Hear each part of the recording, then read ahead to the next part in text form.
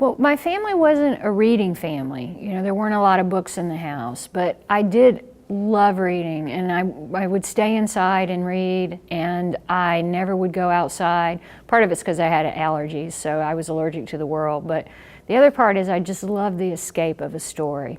I really had a vivid imagination from a very early age. I was often in trouble for using this imagination to create fantastical reasons for why I didn't do chores or why my homework was late or things like that. But I just loved reading so much, and I think that if you're a writer, you have that intrinsic love of reading because you don't choose to be a writer, writing chooses you. And so having access to these books, being at the library where I could have any book I wanted. You know, the rule at my house was you can read whatever you want, as long as if you have a question about it, you ask us that question. And the librarians there, I mean, just being a young girl living in a small town, the librarians were the boss of the library. They were all women.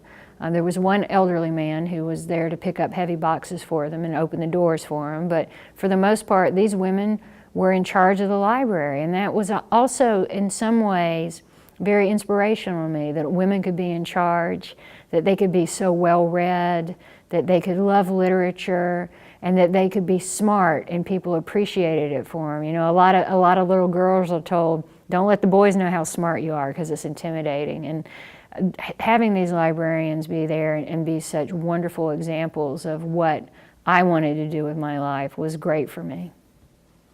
You know, one thing I'm very conscious of is when I was a college student and I was working during the day and going to college at night and paying my own way, and I would have to save up to buy a novel from my favorite writer. And you know, it was like 4 hours of my life, because I was making minimum wage, to be able to buy a book, a hardcover book. And if I could tell the author had just phoned it in, I took it as a personal affront. So every book I write, I think about myself at that time and how important it is to honor that reader. It's a gift to be a writer for a living. Not many people get to do it. I mean, a lot of people are writers who can't support themselves through writing. And I want to make sure I'm honoring the fact that I'm living this dream, that I'm able to do this, that I'm successful, and I want to make sure every book I write is the best book I can write.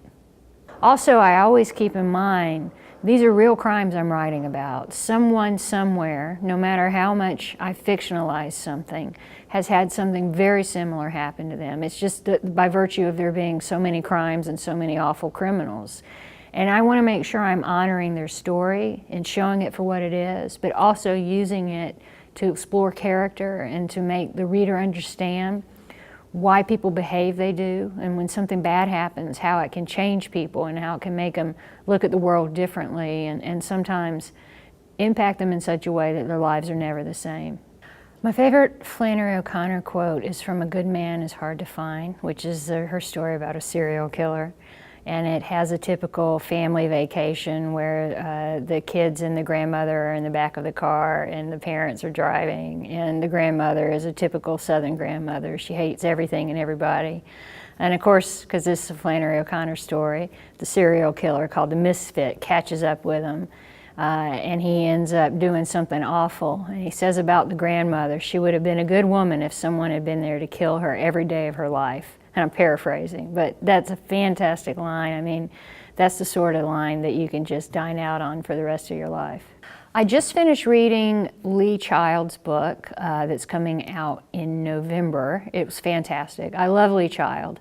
He's extremely successful, but he still loves what he does, and you can tell on every page that he's really enjoying being a writer. And the fact that he writes basically the same story, like spoiler alert, Reacher gets to a small town and bad stuff's happening and he has to straighten it out, right? I mean, that's every Reacher book. But he always Lee always finds a new way into it, and I just love reading him. And I also, another book that's coming out in the fall is a collection called Roar by Cecilia Ahern, and it's a really wonderful collection of short stories about women in peculiar situations, women who feel invisible, women who feel angry, all these great short stories. I loved it, and I think people are going to love it too. My next book is going to be a Will Trent novel. I'm working on it now. It's coming out next year. I hope people enjoy pieces of her in the meantime. And please know I'm really grateful for my readers, and I'm grateful for libraries because I wouldn't be here without them.